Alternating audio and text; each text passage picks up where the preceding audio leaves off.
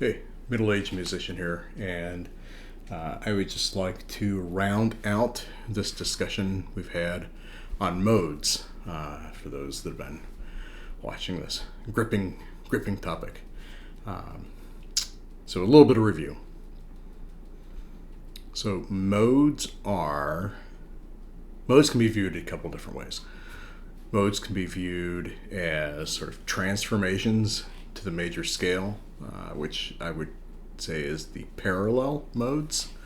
And modes can be viewed as taking the intervals of the major scale, whole, half, whole, half, blah, blah, blah, and starting at a different spot, which is often how modes are taught. And my theory is that is not the easiest way for most people to grasp modes, even though that's the most common way it's taught. That's the relative mode path. So this is the third video in a series on modes. The first video I talked about understanding the major scale. A lot of people will,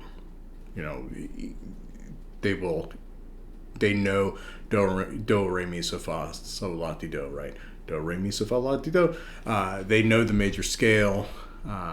If they hear it, there's a lot of songs that can be played on the major scale or written in major scale. When the Saints Come Marching In, Farajaka, Twinkle Twinkle Little Star, Old MacDonald, like any childhood song you had is typically written that way. You can play it in other scales, but that's the native scale that it was written in. And so the first thing to do is really kind of understand that. That is the starting point for pretty much all Western music theory. Once you understand that, everything else is relative to that. So then the next thing I talked about were parallel scales. And this is the idea of taking the major scale and making transformations. You flatten this, you sharpen that. Only one case you sharpen anything, that's the Lydian, where you sharpen the fourth. Everything else is just these series of flats. First you flatten the 7, you flatten the 3, now you're in the minor scales. You keep going on and on and on until you eventually end up with the Locrian, the diminished scale, where you flatten the 5, which is you've flattened pretty much everything you can. I have what's left of this illustration that sort of shows us, right? The major scales, Lydian, sharp 4, Ionian, major. That's your starting point, basically. Mixolydian, you flatten the 7, also called it the blues scale. It always feels a little bit between the major and the minor scales for a reason. Dorian, now we flatten the 3rd. Once you have a flat 3rd, you have a minor scale. So now you have a flat 3, flat 7, Aeolian, flat 6, flat 3, flat 7. This is the natural minor scale. Phrygian, now we're going to add a flat 2, very popular with the thrash metal crowd. And then Locrian, where you flatten that 5. So we've looked at this. Those are your parallel minors. Meaning, if you are playing in the key of F, and then you start flattening and sharpening things, if you're still playing in F, those are parallel. Now we're going to talk about relative majors, or relative modes. And the way that these are often taught is that you take the C major scale. C major scale is always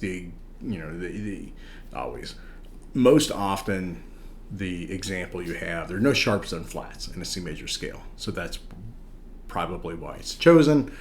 So you have a C, D, E, F, G, A, B, right? That's the scale. And so you have a sharp or flat between every note, an A and a B, you have a sharp and flat between every note, whether it's an A and a B, or B and a C, or C and D, D and E, E and F, etc., except that that's not true.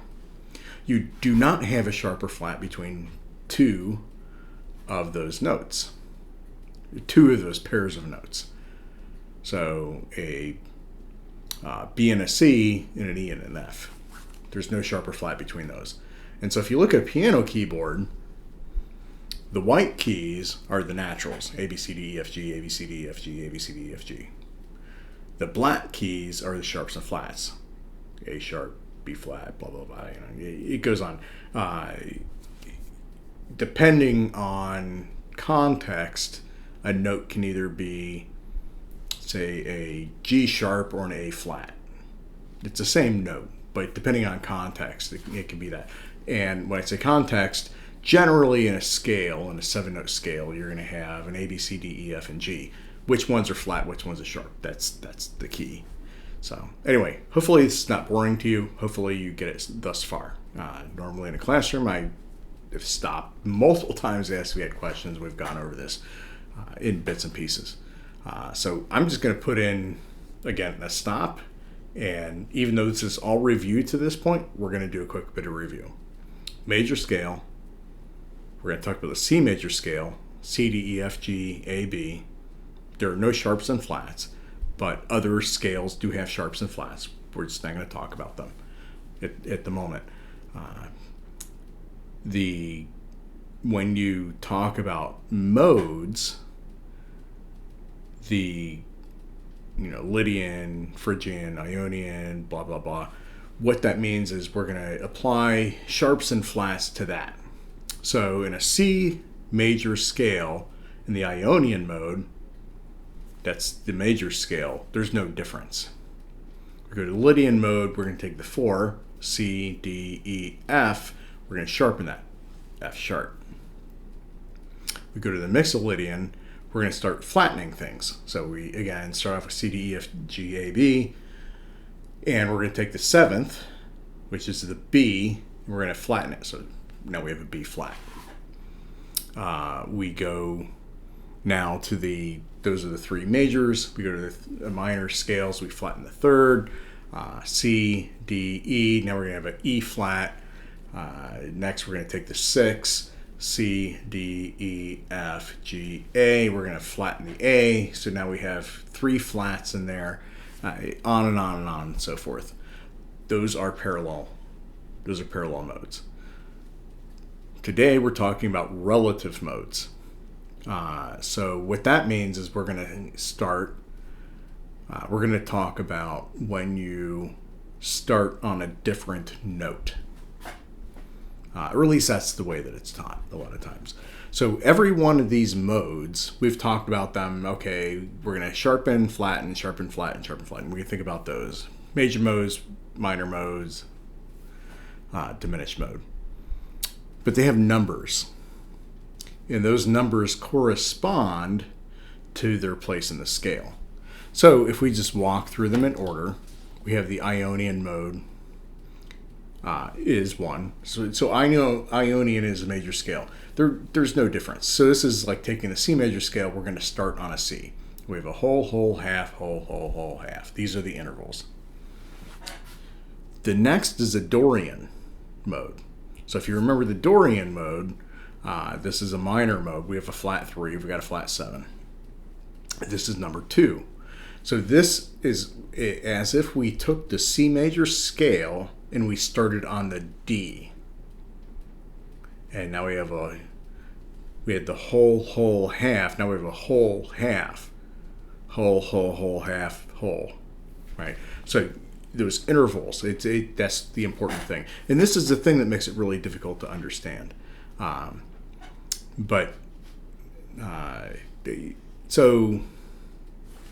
get back to this here in a second. Let's go through the numbers. So we have Ionian is 1, Dorian is 2, Phrygian is 3, Lydian is 4, Mixolydian is 5, Aeolian is 6, and Locrian is 7. So if we talk about a C major scale, if we're walking through the modes, C is Ionian. We would play D Dorian, E Phrygian, F Lydian, G Mixolydian, A Aeolian, and B Locrian. Which may not make a lot of sense right now. But So there's two ways of looking at this, and this is why relative scales, I think, are hard to understand unless you understand the parallel scale. So we've already talked about in these other other modes what we've done. We've flattened things and sharpened things and all that. So there's this idea of always playing diatonically. This is generally how anything that's not atonal works, unless you take liberties for artistic reasons.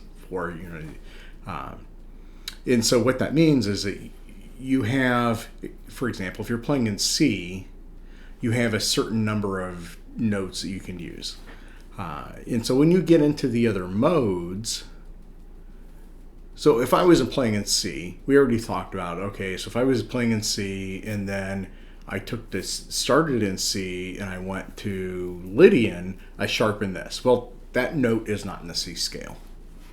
But if I start on D, well, okay, which one's Lydian? Lydian is 4. C, D, E, F. So if I play F Lydian, and so I sharpen and flatten the F major scale, those notes fit in the C scale. So those are the same notes that we have. We're just starting a different note. And so when you go from like your 1 chord to the 4 chord, you want to improvise, you wouldn't play a C major to an F major. You'd go from a C major to an F Lydian. And then you have all the notes that are still in the same group of 7 that you have selected to be in a context of what you can use. Somehow I don't feel like this being that effective, but I'm going to keep trudging forth anyway. So this is a good stopping place. Again, review. So lots of review. We have the major scale. We've talked about parallel modes where we make transformations. Now we're talking about relative modes. We understand how these transformations are applied to a given scale, but now we are trying to play in a given key. So we're playing in a given key, in this case, the given key of C. And if we're going to say, well, there's no flats or sharps in the key of C,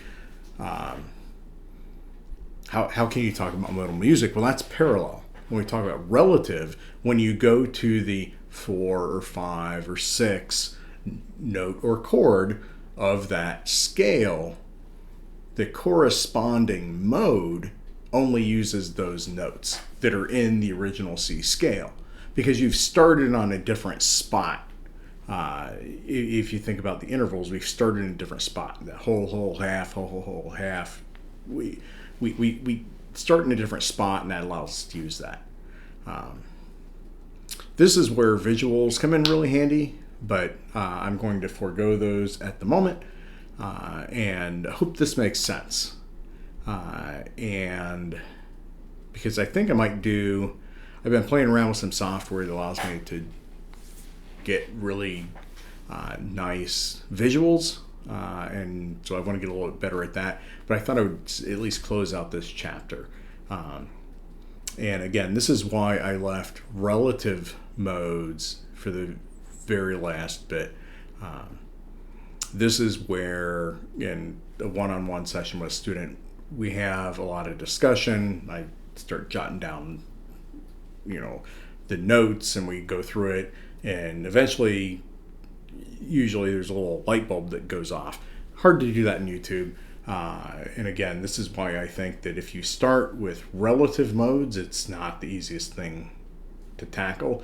And again, why I've just sort of left this off in the nether regions and didn't want to get into. Hopefully this makes sense. If it doesn't, feel free to message me. I will definitely be willing to go in depth with somebody and try and help them understand this concept. It's not easy. But with that said, there's one final thing that can really get confusing to somebody when they're looking at this. And so that is when someone, and you will see this reference, like, okay, I'm playing in Dorian mode.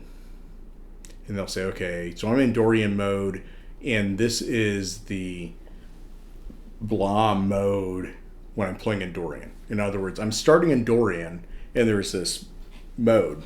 It's the same thing. So what you have to think about are those intervals. Whole, whole, half, whole, whole, whole, half. And we change those, our starting point, when we talk about where, which mode we're playing in. Again, you can think about it. There's always 7 notes, and so there's always these intervals. There's always a whole, whole, half, whole, whole, whole, half. But if I start on the last whole half, then I loop around and I go back to the beginning.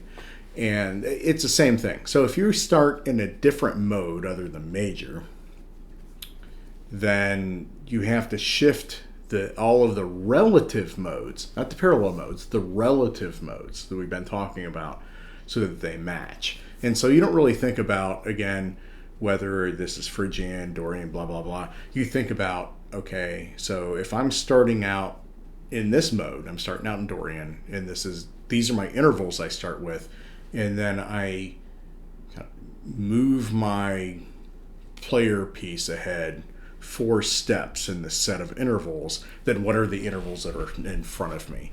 And that's what that means.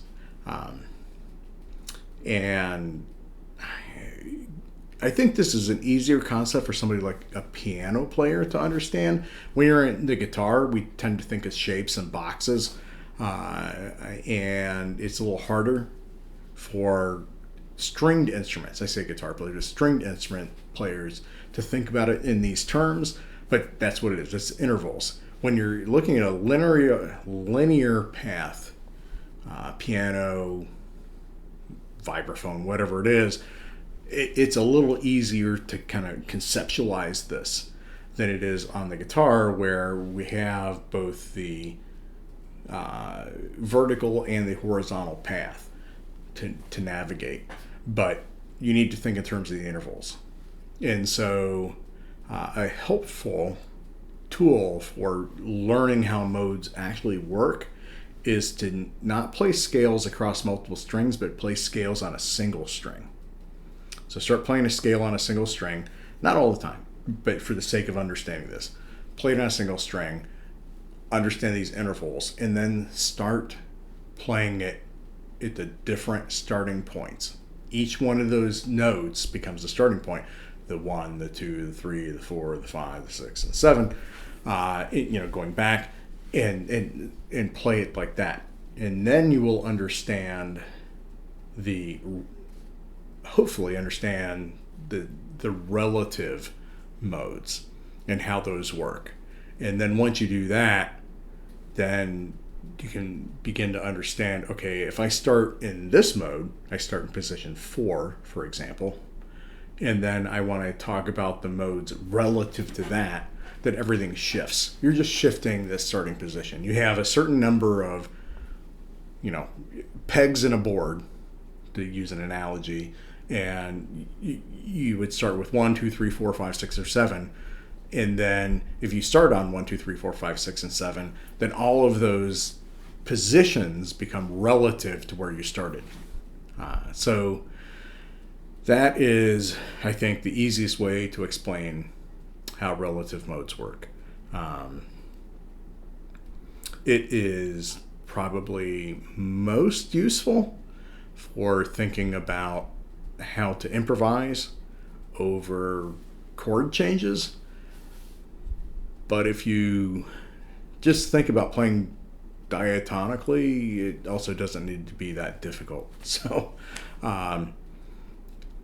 right, because if you know what the notes in the scale are already, and you know your arpeggios and your triads and all this other stuff, and all you know is, okay, so I move this other chord, I emphasize this other chord, and this chord's the 4 chord, the 5 chord, 6 chord, and maybe I want to emphasize the note that is different in that. oh, I've got a Dorian, so I want to emphasize that flat 3. You know, those sorts of things. If you do that, then it's pretty much all you need to do. You don't need to start thinking all this fancy theory. It's like, okay, I've got a couple of scales I can use, and okay, I move up here. I'm on the 4 chord. I want to emphasize this note. This when I get there, the relative mode is this, and this is the note that's different, so I want to emphasize that, and so I will hit that. So maybe you're emphasizing a couple of notes that sound a little different. You get in that that flat 5 when you're playing on the 7 chord or something. But that's pretty much the mystery. It's a little hard to explain. I also have been saying a whole lot here, but I don't know. I hope this is helpful. I feel like I always feel like when I get to relative modes, I'm not able to really explain it very well. I get up to everything to this point, and then here it's like, if you're not getting light bulbs going off, I don't know how to sort of articulate things enough to get that there. But I also know this is how modes are usually approached starting out, and this is the hardest way to approach modes, and this is how most people hit them head on. So anyway, being one of my favorite words, I hope you found this helpful. I don't, if you did or didn't, just let me know. Give me comments. And again, feel free to just message me. I will have conversations. I will spend time to try and make this clear. I'm not sure that I'm able to really. This is one of the things I think is really hard to present in a, as I knock stuff off, present in a large audience format. And so one-on-one is fine. So, hey, as always, just message me. I'll have whatever conversation with whoever about whatever, whether it's getting into the technical details of an amp or a guitar, or talking about music theory, or useful feedback. I recently had a subscriber that gave me some really good feedback just about my presentation style, and it was something that I didn't realize that I was doing, but when they brought it up, it's like, oh yeah, I totally see that. This is really good feedback. So anyway, I am rambling on, so I'm almost 20 some minutes into a conversation that I at minimum hope at most I hope is helpful. Again, I think this is a difficult topic to really broach successfully. So, till later. Thanks.